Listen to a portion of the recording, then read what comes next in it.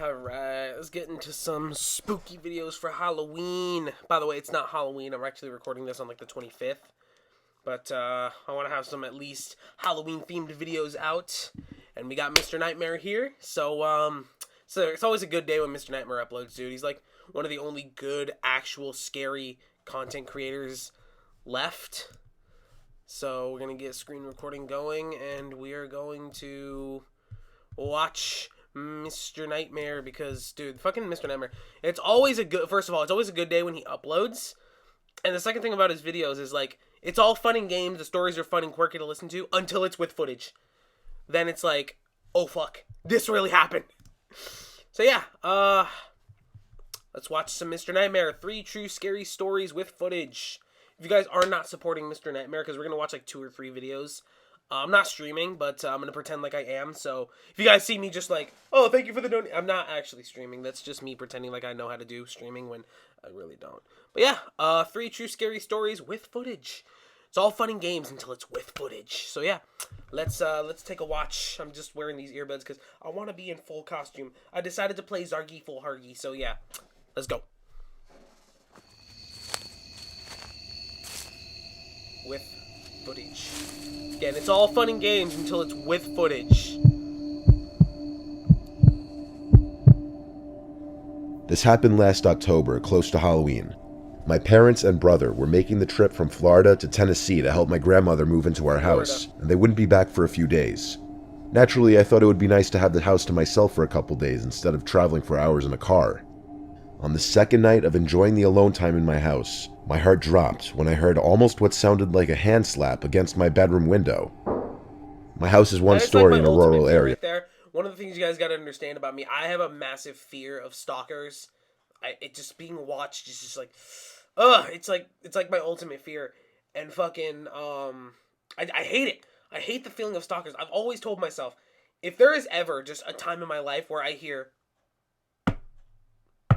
on my window or something like that, I'm just gonna die. Like, my body won't even have time to process what's actually happening. I'm just gonna die. Like, my heart will just go into cardiac arrest. Boom. End of Pokemon. Rest in peace. With few neighbors. After ruling out any animals or natural ways this could have happened, I decided to take a look for myself. So I moved the blinds to see if I could get a look at anyone running, hoping it was just a prank. I was almost annoyed to see no one, but what happened next made the situation go from confusing to frightening. When I started to hear the doorknob to the door being forcefully shaken and twisted, causing almost a bang at the door. And because of this, my dog started barking loudly, increasing my adrenaline in the situation. My dog does that shit too. I'm telling y'all, it's always fun and games until it's with footage.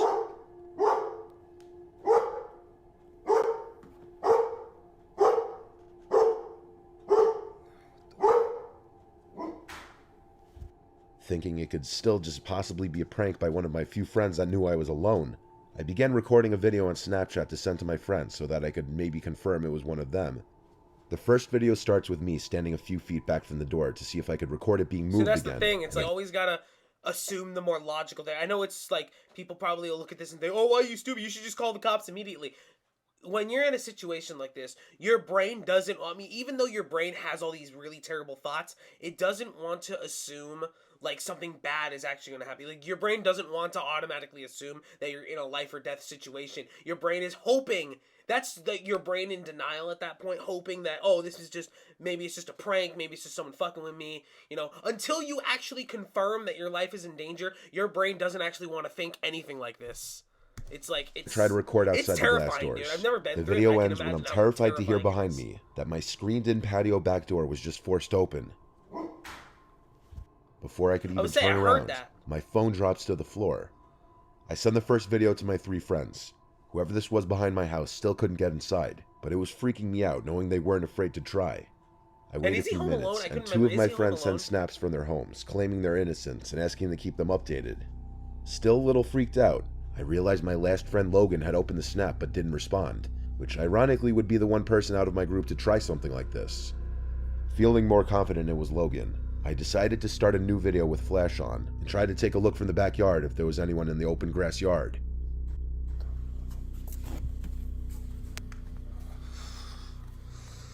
I'd be shaking too, dude. I'd be fucking shitting myself. Even if it is one of my friends, dude. My friends know not to fuck with me like this. Because, like, I will actually fucking kill them. Like, I will hurl my switchblade into my fucking backyard.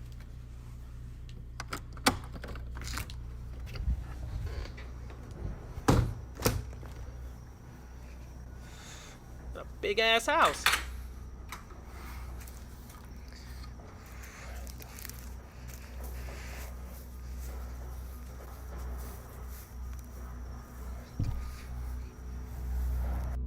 After making sure the front door was locked, I walked out hoping Logan would pop out to try and scare me. I checked behind some bushes and scrap wood on the side of my house, but instead I was greeted with just darkness and quiet. Only after 15 seconds of walking outside, I was immediately uncomfortable with the situation I was putting myself in. My fears got the better of me, and I decided to just go back inside. I stopped the video and returned to my living room. Logan finally responds to my snap, causing my breathing to halt when I see a picture of him in bed with his girlfriend saying, "What the fuck, bro? Call the cops." I immediately call 911 and make sure once your brain confirms that it's no one that you know, fucking, it's like, okay, yeah, now your heart starts racing. Now you fucking, you know, that scary, you know, oh fuck, something is actually going wrong feeling starts coming through, you know? So, like, I don't know, dog. You know, you want to call the cops, but you almost don't want to at the same time. And make sure no windows or doors could be unlocked. I was advised to keep all doors locked and to call back if I hear any more forceful entry noises. It was only days later that I would re-watch the saved videos to find a creepy black figure watching me behind my tool shed while I searched behind the scrap wood and bushes. I didn't see that. Almost looking like they were deciding to attack me or not. He's gonna point it out with some scary ass fucking sound, isn't he? Oh, right there. Okay, yeah, I kind of did see that. I kind of did. It moves. Seeing it for the first time, and even now, makes me want to throw up from fear. Nothing has happened since, but I still wonder how someone knew I was alone that day, and what could have happened had I made eye contact. Maybe they just with the fucking, figure yeah, he was watching alone from the corner of that shed. Maybe they didn't know. Maybe they were just looking for a house to break into. Maybe they were just like, hey, let me just break into this random ass fucking. That's what burglars do, dude. They're fucking. They don't make any sense. I'm a 17-year-old boy living in a small neighborhood in the Midwest of the United States. That sounds great. I'm 21. The neighborhood I live in is a tight-knit community, one where everyone knows each other and is usually friendly towards one another. My street is a small cul-de-sac with 3 houses on each side and 1 at the end. The cul-de-sac itself rests on a small hill. At the bottom is a lake surrounded by forest and other houses. It's in the It's not a very dense forest, but it's far away from any densely populated city, and it gets very quiet at night, with the exception of some dogs barking, a late-night driver, and on rare occurrences, you can hear a coyote in the distance. Same. Dude, I live in the same damn area. Both my mother and older brother, whom I live with, were off in their respective rooms, either sleeping or just keeping to themselves. I too was about to go to sleep, and at the time was just resting and watching a YouTube video in bed.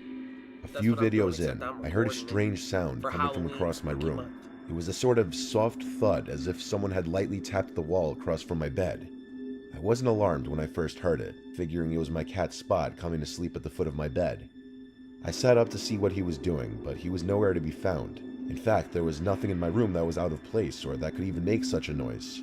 However, I didn't hear the noise again, so I went back to YouTube, and after a while, completely forgot that it even happened. That was until I heard another noise. But unfortunately for me, this noise was not a quiet thud or tapping sound. It was much more unsettling. Coming from outside, in the direction of the lake, I heard loud screeching sounds. I thought it might have been some kind of animal, but it sounded eerily similar to a child crying, or maybe even screaming. I gotta take into account everything. I opened my window to get a better listen to what I was hearing, and took a recording to show my friend. By this point, I was starting to get a bit freaked out, so I went to my brother's room to see if he heard it too. I was hoping that maybe it was all in my head, and that I was just tired. That would make it even worse, honestly. He heard it too. The friend I sent the recording to agreed it was creepy, and sounded like either an animal in pain or a crying kid. The more I thought about it, the creepier it became. If it was an animal in pain, why haven't I ever heard a sound even remotely similar to this in the many years I've lived in this house?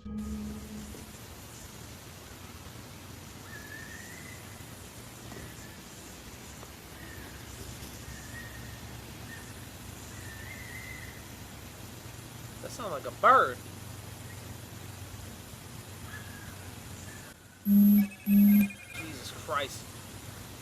Turn your fucking notifications off! It didn't sound even remotely similar to a fox, coyote, or any animal I know about. It sounds like a bird almost. And this forest isn't big enough for an animal much bigger than that. And if it was a child, I would also just like to point out, right here, Don't tell me this don't look like a face.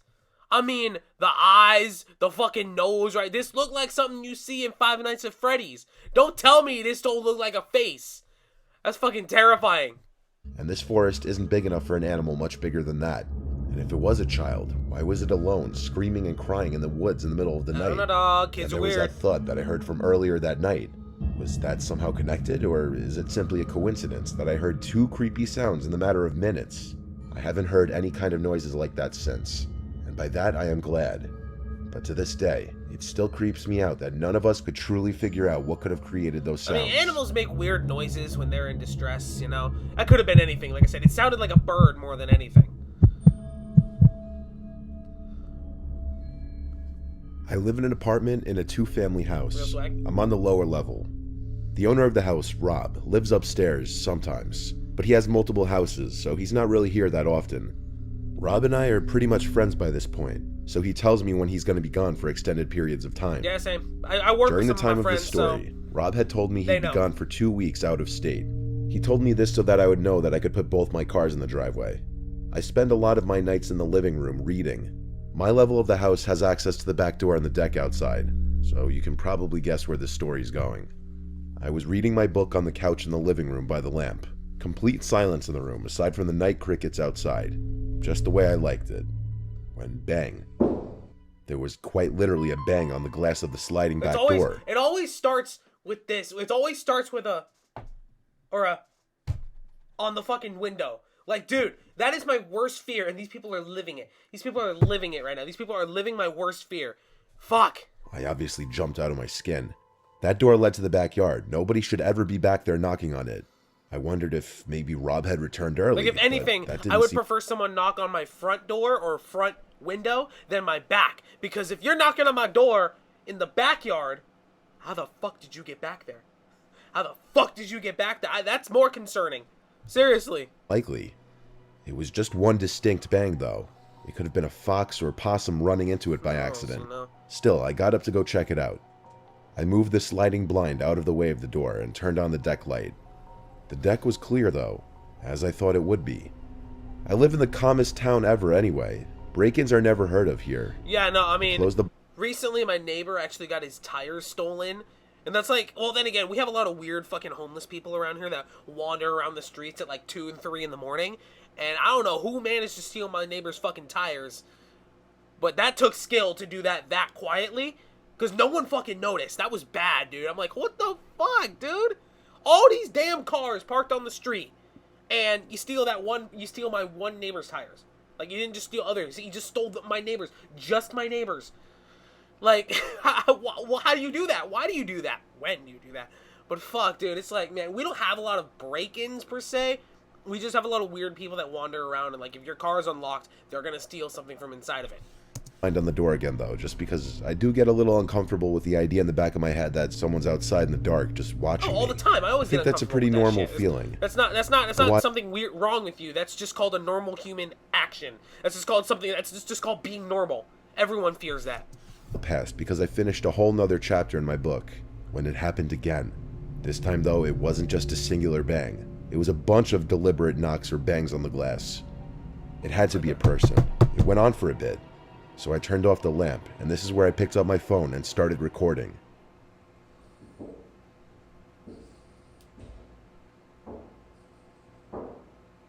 Someone's there, yeah.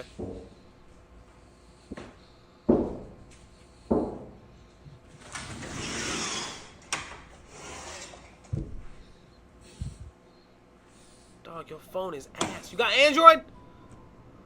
As I opened the blind and flicked on the light to the deck, the noises stopped, and there wasn't a single person in sight, not even an animal. I looked over the edge of the deck to see if maybe someone jumped over the railing. Nope, nothing. I didn't stay outside for long. I couldn't lock that door quick enough. The fact that there was no one there, like the fact that like the noises were consistent all the way up until the second he opened the door and then they stopped. That's fucking weird. Back inside. By this point, I just went to my bedroom and shut the door and laid in my bed. I didn't know what the hell I had just witnessed outside. How there could be knocks at the door 1 second, then nobody there the next second. I was calling it a night. Paranormal? I wasn't planning on leaving my room again after that. I browsed Instagram and YouTube for a while on my phone, then turned it off and tried to go to sleep.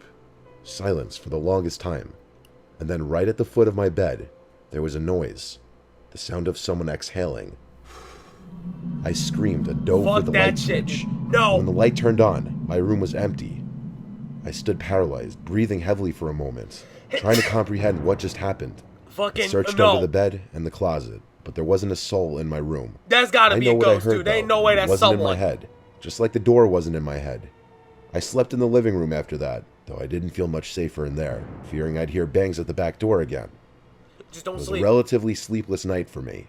Rob told me he's never experienced anything like this, and he couldn't think of anyone who might have wanted to target him for anything. I never had believed in anything paranormal until that night. I haven't had any experiences that intense ever since, though.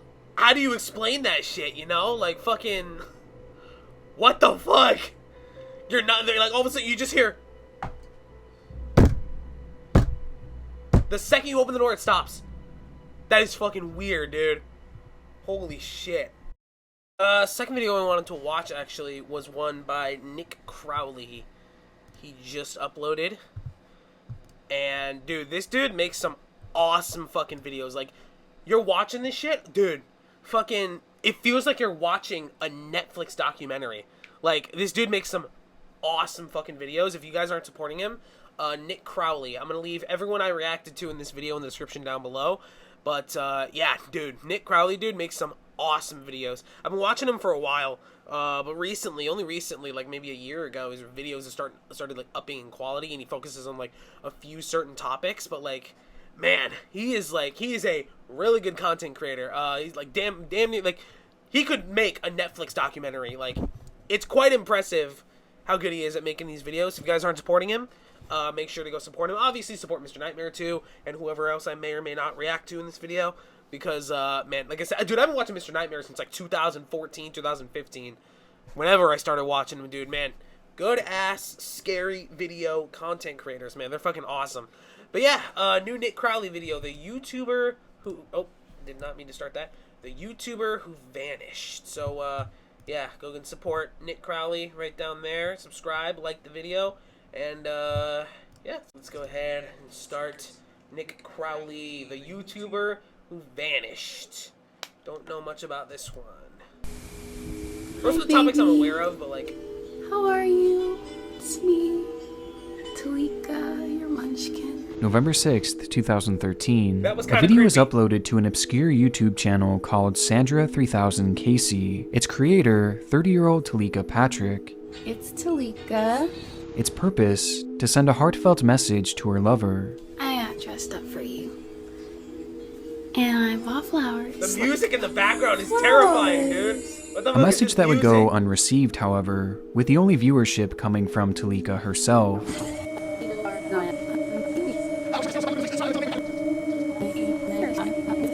November 10th, 2013, just 4 days after posting her first heartfelt video, Talika uploads what would become her final video.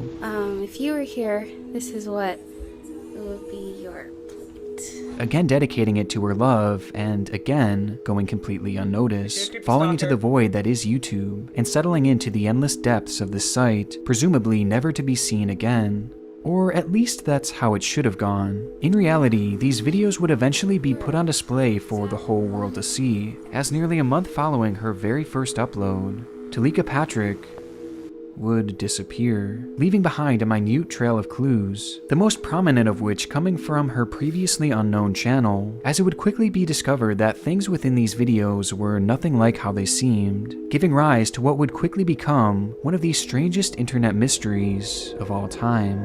This just gets stranger and stranger. The very strange new wrinkle in the case of that missing doctor in Michigan, Talika Patrick.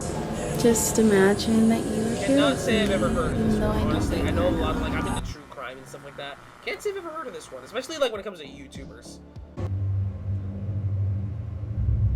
December 5th, 2013, Talika Patrick spends her day at the Borges Medical Center in downtown Kalamazoo, working there as a first-year medical resident. The young doctor was described as being incredibly bright by her colleagues, with an extremely promising future ahead, and to those who knew her, she was a fun-loving and just overall great person to be around. However, for whatever reason on this particular day, Talika's personality seemed different. Upon her shift coming to an end, Talika would ask a coworker for a ride to the Radisson, a hotel located just a few miles away. Her request seemed strangely frantic, almost pushy, and sensing that something may be wrong, the coworker agreed to take her there, dropping her off at the entrance before driving away. From there, cameras show as Talika attempts to rent a room, only to be turned away as she didn't have enough money or a proper ID, with the young woman having left her wallet back at her job. During this conversation, the employees at the front desk noticed that Talika appeared on edge and slightly incoherent, prompting a receptionist to ask if she was okay. But Talika brushed aside the concern and eventually left the hotel. Outside, Talika entered the hotel's complimentary shuttle, asking the driver to drop her back off at the Borges so she could retrieve her wallet, return, and then pay for her room. But when the driver eventually pulled into the parking lot of the hospital, Talika nervously turned to him and said, "I can't go back there with you," before rushing off, ducking her head between parked vehicles as if she was attempting to hide from someone. The driver then watched as she got into her car and pulled off into the night. He would be the last known person to ever speak to her. So that's when she went missing. On the road, Talika began driving frantically at extremely high speeds, weaving in and out of traffic, displaying signs that again seemed to indicate that she was potentially being followed, and that she was trying to evade someone or something. I'm not sure. Her driving became so erratic that a concerned motorist would call the police and report her vehicle. But before the authorities could arrive, Talika's front left tire on her 1997 Lexus would burst, forcing the car off the road before it came to a stop in the dead of the night, stranding her 100 miles away from her home. Talika then grabbed the keys from her ignition, exited the vehicle, and was never seen again. 911, what was the exact location of your emergency? Just on it now. It's on I-94, the westbound lane. There's a car off the road down in the ditch. Within minutes, police officers would discover her car parked alongside a ditch, and So they upon found searching her the car, vehicle, all they would find were her personal but not belongings her. like her wallet, cash, and a cell phone, but no sign of Talika herself. That probably means Authorities she would got up in a hurry. Like, you gotta think about it. Like, the evidence like that, like I say, I'm into true crime, so what you gotta understand about that is, like, when someone leaves behind their personal belongings, that can mean one of two things. That can mean either A, they were in a rush and didn't have time to go back for their belongings, or B, that... Because that doesn't necessarily mean that they were, like, intending on... Because when you, like, intentionally go missing, like, when you know you're gonna go missing, you, like... prepare. You almost prepare for it, you know? You rent hotel rooms, you know? That's why, people like that can kind of get found because, their hotel room records, their fucking phone records, you make phone calls. It's weird, but, like, it probably means that she was, like, being followed. She just had to go and run, she had to go and hide. Fuck, when a life or death situation, fuck your personal belongings, your life comes first, want to search the entire area for miles around, including the shores of a nearby lake, but found nothing. And with no sign of the young doctor, Talika Patrick was officially declared missing on the 6th of December.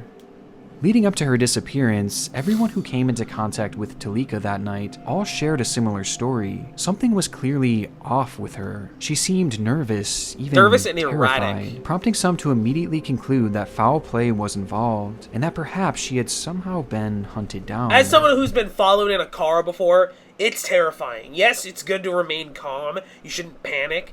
But let me tell you, when you don't know what to do, it's horrifying. Like, I've been followed on my way home from work before, but man, it's a terrifying feeling. Like I said, you just gotta stay calm. Act like you know where you're going. Get yourself lost, kinda, but not to the point where you are actually lost. Act like you know where you're going. Always do. Always act like you know where you're going. The police dogs would be brought in to track her scent trail, which bizarrely led them from her open car door directly to the side of the road before coming to an abrupt stop, seemingly insinuating that someone had picked her up, willingly or unwillingly. Adding to the suspicious nature of her disappearance, the night prior, Talika had called a friend of hers named James Davis, who was living in St. Louis at the time, and explained to him that she believed someone was trying to kill her, and that she needed to get away from Kalamazoo to go visit him. And it's believed that she was driving to St. Louis to meet Davis immediately before she vanished, perhaps confirming that her concerns were in fact warranted. Given the nature of her vanishing, the story of Talika Patrick immediately became a viral news story, with a search effort quickly being launched to determine what had happened to her. But early on, this would yield little to no results, as much like the air on that winter night, her trail grew deathly cold. However, on the internet, a new trail was forming. Hi, love, it's me. Frustrated by the lack of answers in person, investigators after she went missing? Because if that's the case, that would be weird. Someone has her, possessions. Someone knows something.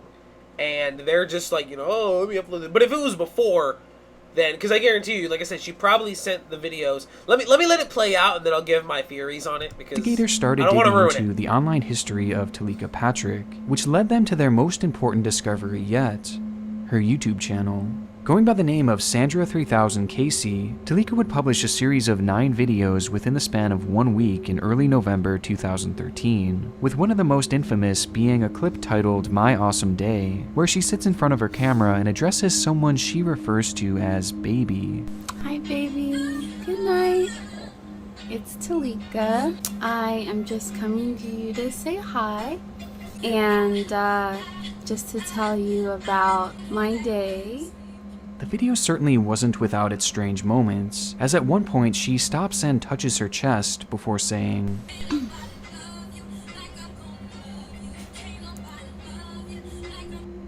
Baby, I felt that. While also going on to randomly burst out into song, which seems to last the majority of the video. And now I'm home, finally. Yes. Put it up a little bit of fight, it's alright. And these somewhat unusual moments continue from here, as each of her 9 uploads follow the same exact format, serving as almost unscripted love letters to this unnamed man. In various clips, Talika even alludes to the potential relationship troubles between the two, referencing how she didn't really know what was going on between them. I don't know what's going on, in your life and stuff. We have an idea. Fixated. Like I said, it's like a documentary. I'm just watching it with the most extreme focus, but still adamantly rearing the fact that she wants to make things work, and that she is still deeply in love. You do your best, and I do my best, and we give each other a chance. So in love that she even filmed herself cooking extravagant meals made for 2, going as far as to set the table for both of them, despite the fact that this date wasn't actually present. Here are all my raw materials.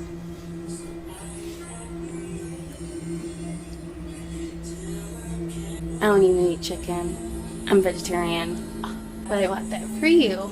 That's just potatoes so far. If you were here, this is what it would be your plate.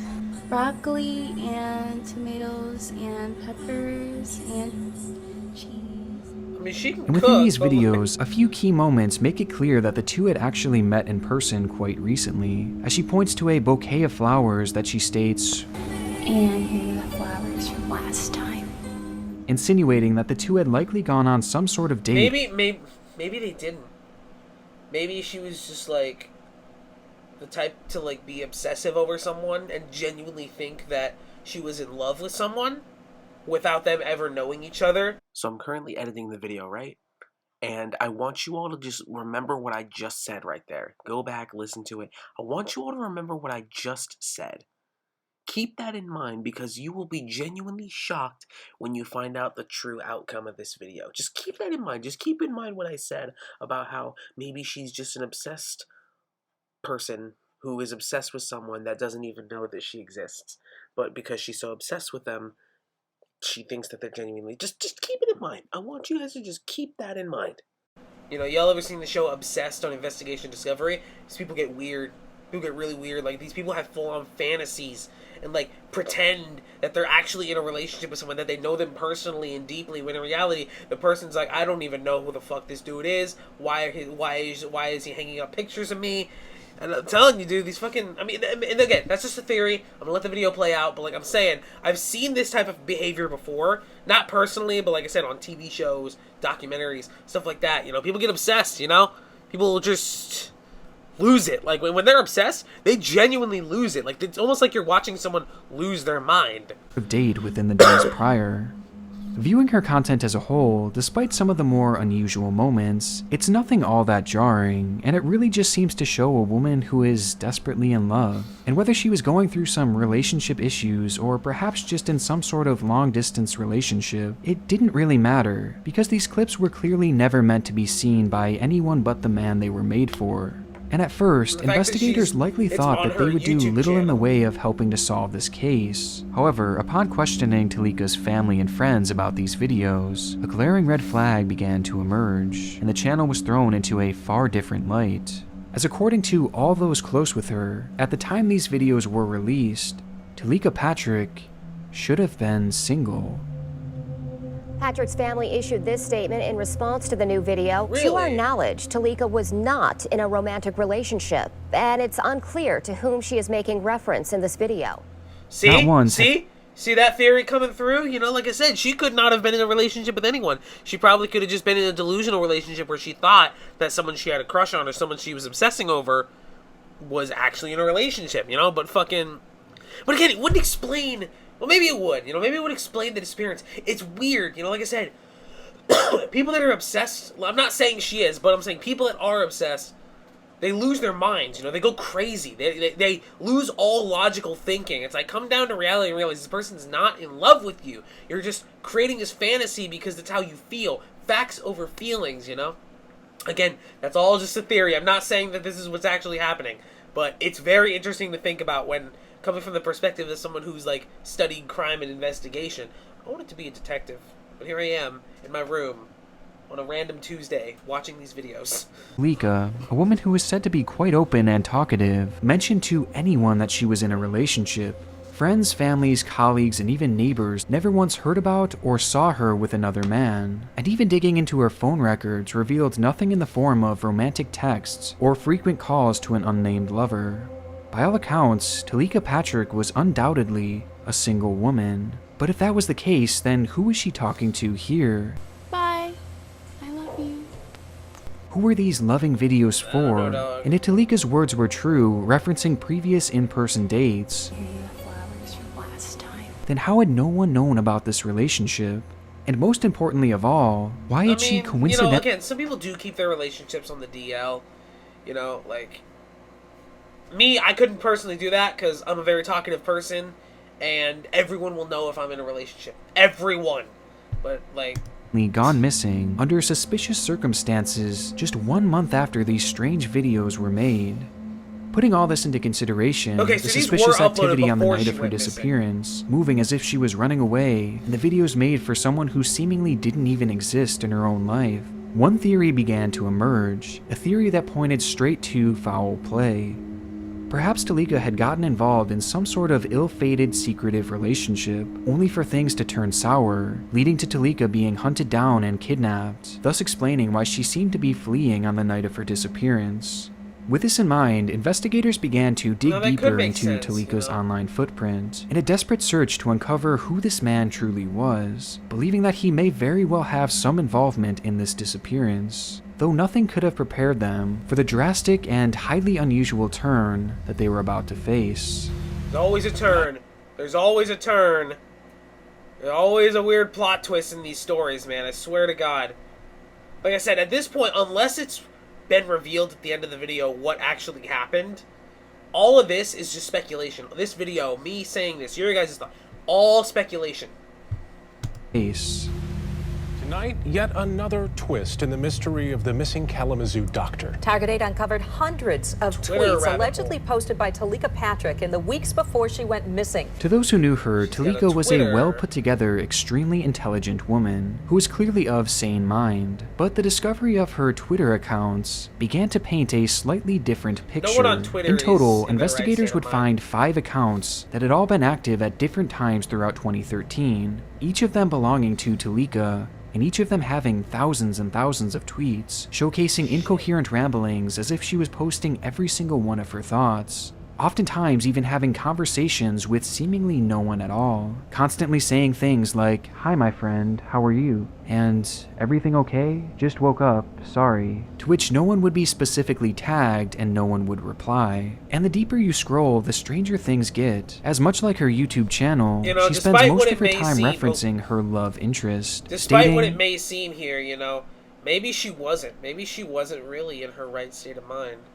Maybe she was like going through something up there and she didn't want anyone to know, so she was on a ton of medication to try and hide it. Who knows, dude? Who knows? When it comes to weird disappearances like this, you never know what mindset someone's in. Like, people just don't go missing for no reason. They either have a desire to, or something happens to them. Like, people just don't disappear, but sometimes people do. If your hand can have a 1 in 500,000 million, whatever the fuck it is, chance of going through a table, maybe people can disappear. Who knows? Well, I felt you a little bit yesterday. Last night after you messaged, I felt you thinking about me. And hope you have a wonderful day. Love you. Much like her previous videos, these tweets would fail to gain any semblance of a response, which seemed to push her more and more into madness, creating more accounts and tweeting out even more frequently, typing messages as if she were expecting someone specific to find her. Should I start another page? Look for your friend. Let me know when you find her. Did you find me? I have been messaging you for the past 2 days from another Twitter account. I thought you'd find it, sigh. And this is just a minuscule glimpse into her posting, as these accounts hold an impossibly vast amount of information, with so many unusual moments. But by far the most bizarre detail to come of all these tweets was one name in particular, one of the only specific names mentioned across all of her pages, which she brings up over and over and over again.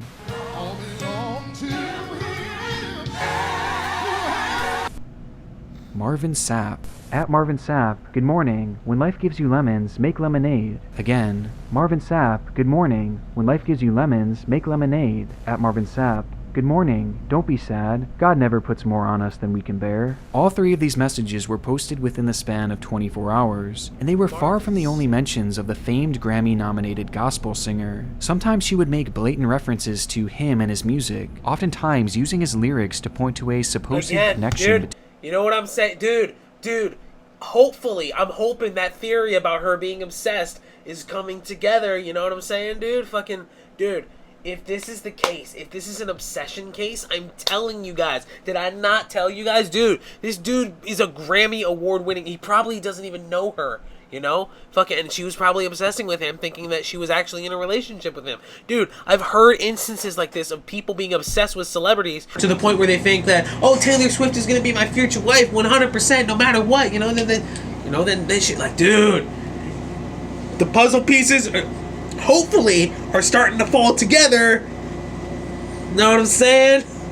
Dude, this is insane, dude. My theory may be true. I don't know, dog. Okay. It's back. Okay, I had to fix it. My microphone stopped recording, so. And though it's hard to prove outright with her tweets alone, it quickly became apparent that Talika's love interest, with whom she had seemingly tweeted to thousands of times, was in fact Marvin Sapp, introducing the possibility that Talika was perhaps just a crazed fan, dude, which would make a few of her next tweets all the more disturbing. I've relocated to be with you, so I really hope you want me. My theory, dude, it was just speculation. My theory is starting, dude, the puzzle pieces start. Oh my god, I really need to be a detective. Dude, I need to be a detective. You see what I mean, dude? I know what it's like. I know not know what it's like, but I know what obsessed people can do. I've studied crime and stuff like that. I've studied obsession. I've studied, courtroom cases, stuff like that, dude. I know about this shit. Oh my god, dude, I need to be a detective. No, I probably shouldn't. It was probably just random luck that my theory ended up being good, but still, dude, I don't know, man. So we can be in love and get married and have a couple babies. And, as you may or may not know, I attempted to visit you yesterday. Her messages were obviously concerning, as it began to grow apparent to investigators that this relationship Talika had mentioned was solely a one-sided affair. After all, most would have assumed that someone as famous as Marvin Sapp would have no idea who this woman was. But this actually wasn't the case, as Sapp did in fact know of Talika. only for all the wrong reasons. For Around the start of disappearance, 2013, right? Talika began obsessively messaging Sap and tweeting out to him in some sort of code, believing that the two were somehow spiritually connected and that he would eventually come to her, even claiming on her social media that she and Sap were actually married, something that Sap would eventually take note of, but never respond to. Listen, I don't want to say y'all I told you so, but I'm gonna say it anyways. I fucking told y'all. I fucking told you so. Did I not tell you? Did you not hear my theory about 10 minutes ago? I told you. Dude. I'm good at this shit. That the woman may have been mentally unwell. However, when That's this what failed I'm- to get a that's what I'm response, saying. Talika then began to message Sap's children, further angering the singer and increasing his level of concern. And when that Well, I too did not- failed to get a response, Talika would pack her bags and relocate from California all the way to Kalamazoo, which just so happened to be the exact location of Sap's congregation, as well as his home, a home that Talika would eventually visit in the dead of night, confirming that her tweets referencing the matter were in fact true. Talika's behavior had gotten so serious that Sap himself convinced authorities to issue him an order of protection against her in September of 2013, pointing to over 400 pages of unwanted correspondence coming from her. Sap would also ban Talika from attending his church ever again. This, however, only heightened her delusional state, and would lead to her posting these videos on her channel, as by this point she was so far removed from reality that she truly believed that the two were lovers, and that Sap was communicating with her telepathically. How did I get this right? Dude, I swear to fucking God, I swear on my life, I did not watch this video in advance. I promise you guys. That was a mere guess. That was me simply guessing that she was obsessed with someone that didn't even know who she was. I swear, not watch this video. Oh my God. I know probably some of you guys are probably thinking to yourself, he probably just watched it, that's why he knows. No, I promise you guys, I did not.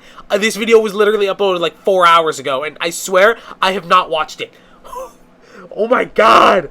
Dude, did I really just predict this shit? Who knows? Maybe it's just speculation, but still. And was somehow always with her.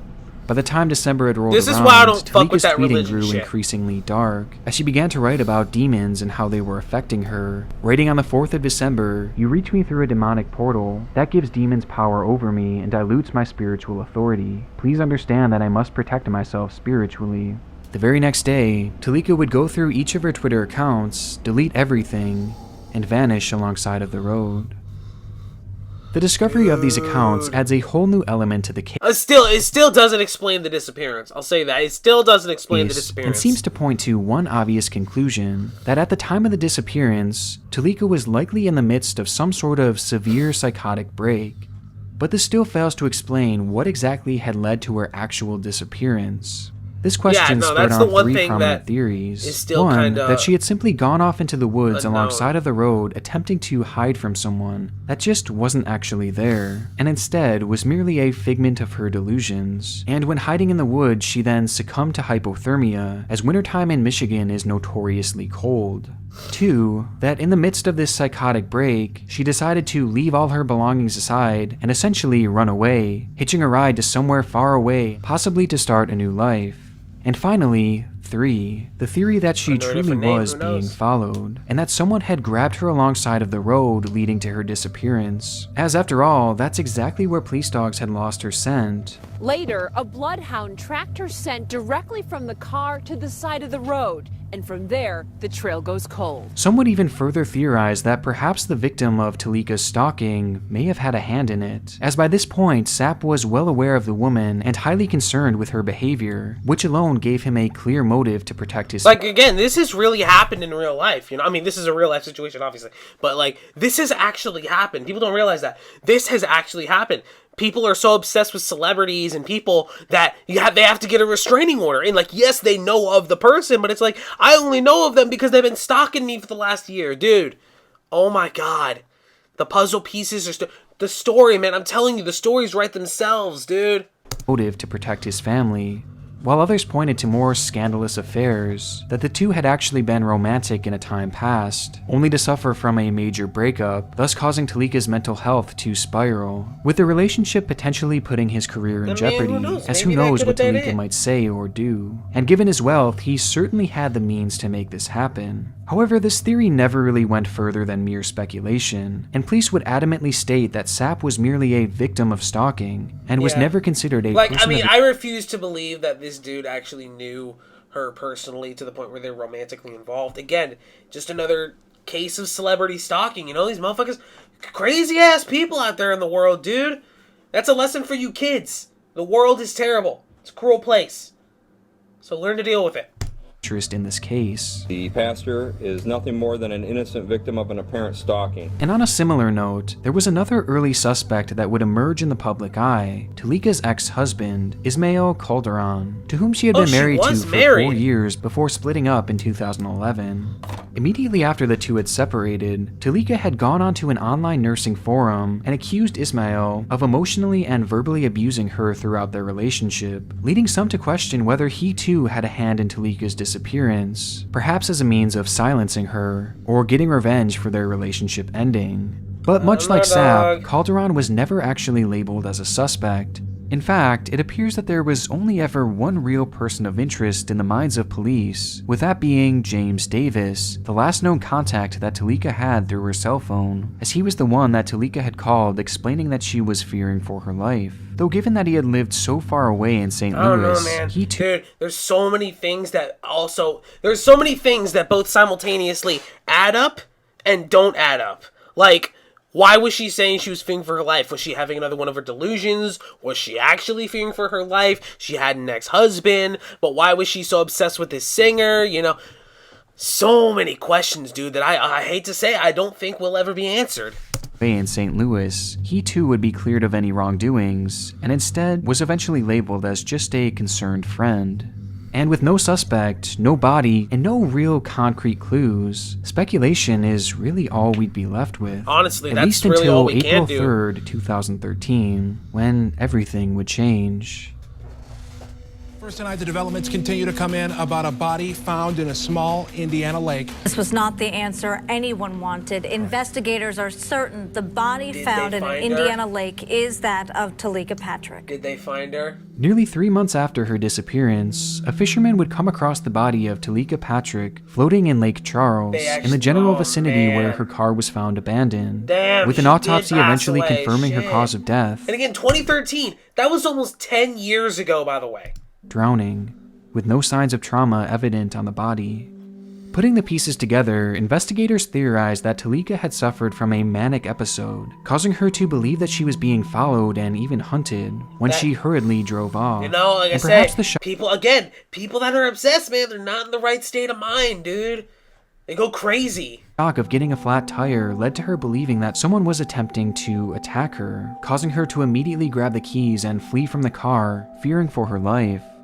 Without a flashlight and running in complete darkness, it's believed that Talika accidentally ran straight into Lake Charles, which is a body of water located directly parallel to where her car was found, just a few hundred feet away. And tragically, that night the water was incredibly cold and could have caused almost immediate hypothermia, with the lake actually completely freezing over that very night, hiding her body in an icy tomb and forever sealing her fate.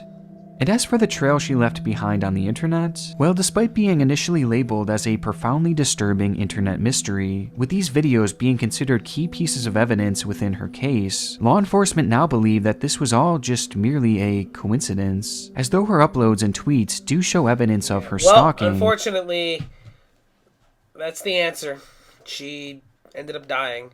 Like I said, unfortunately, it was just probably another case of some delusional, crazy woman going insane and eventually succumbing to the reality of her insanity. Damn, that sucks. I was hoping it would be another case of the case is still ongoing. They're still hoping to find her. But damn, all that investigation took place in the span of 3 months. 3 months, dude. And again, the fact that my theory was kind of true. What the fuck, dude? This stalking to them seems unrelated to her actual vanishing, and rather than being viewed as clues pointing towards foul play, police now view these videos as apparent signs of Talika's fractured mental health. This was the official explanation given for the disappearance of Talika Patrick, a tragic accident triggered by untreated mental illness. Although, of course, some are still skeptical. Some probably didn't know what was going on, and they couldn't help her because she wouldn't tell anyone. Talika's own family, who point to several unexplained inconsistencies, like her scent trail leading directly to the road, which was the opposite direction of the lake, and the fact that the body of water where Talika had been found was supposedly thoroughly searched on the night of her disappearance, and later even probed with sonar technology on 2 separate occasions, all of which yielding absolutely no results, despite the fact that— Then again, when something is frozen in ice, it's kind of hard to detect because, you know, it's just a big block of fucking ice. I don't know, man. I'd rather assume the more logical explanation that she just went insane and, you know, ended up dying accidentally because she ran off. You know, I know those, like, murder theories are the more fun, not really, but more fun ones you'd want to believe, the more interesting ones, but you gotta sometimes realize that the realistic ones, even despite being boring, are probably more realistic. She probably had a manic episode, had a fucking psychotic breakdown, ran into the woods, ran into the lake, drowned, and died, you know? That's probably what ended up happening.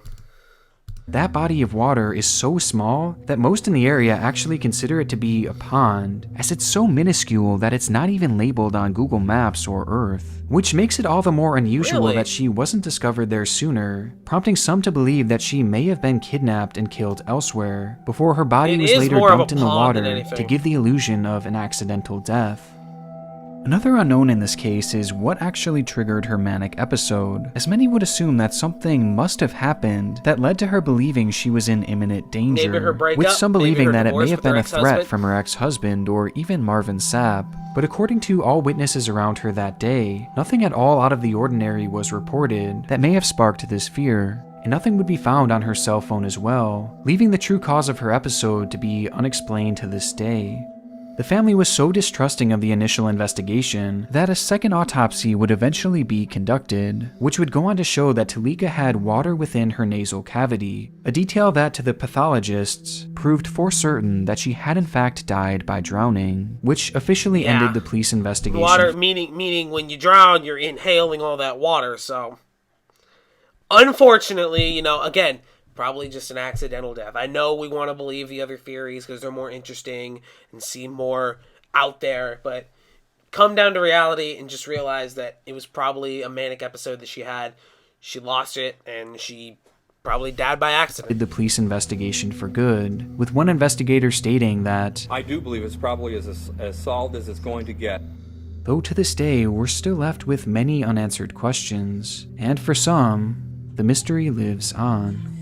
Well, I hope you have a good night. For some, but in reality, case is probably going to be closed. You know, it's sad, yes, but I want to give a huge shout out to my gold tier page. You gotta assume the more logical explanation because, like I said, it's more logical to believe that she just had a manic episode and drowned. You know, because the autopsy can't go wrong with an autopsy, dude. I mean, fuck. But yeah, scary videos done. Have a happy Halloween. Have a happy, safe Halloween. Dress up. Get candy. Get drunk. And, yeah. Y'all have a good one. Stay awesome, guys.